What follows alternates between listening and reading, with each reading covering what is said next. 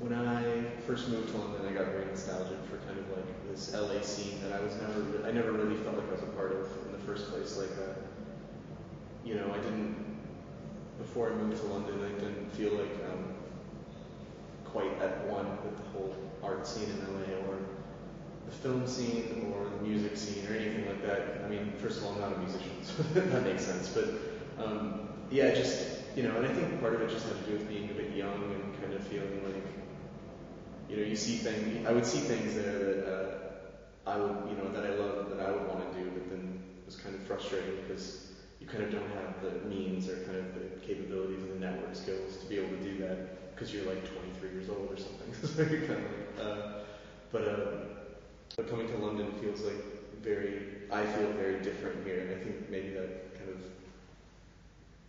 even you realize how you talk, and you realize that your accent is different, or that your mannerisms are completely wrong for the city in some ways, and off. And so that was kind of what started me thinking about that kind of identity in Los Angeles. And so that was weird, and that was also a start for me kind of thinking about when I decided to take on this karaoke project, just kind of,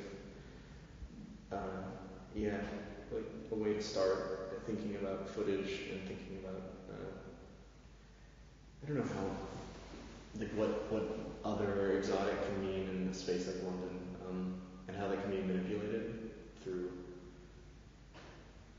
And it's kind of scary how perfect LA is for like a setting to shoot karaoke videos because it wasn't hard work. That's something, you just get in your car and have someone drive and you just take footage of it. It's kind of like, wow, this looks like it could be anywhere, but it's also so like there's palm trees everywhere, so therefore that's exotic. It's like these very normal symbols become representative of something slightly more than itself.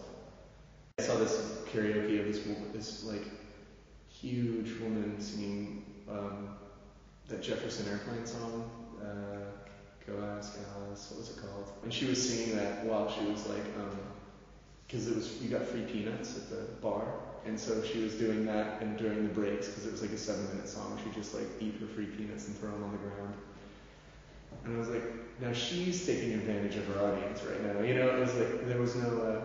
That was really amazing because it was like she was performing, but at the same time, like she was really just eating dinner, and waiting for the song to be over, and like she didn't really consider the fact that she had an audience because she was eating peanuts. Billy Idol would never do that.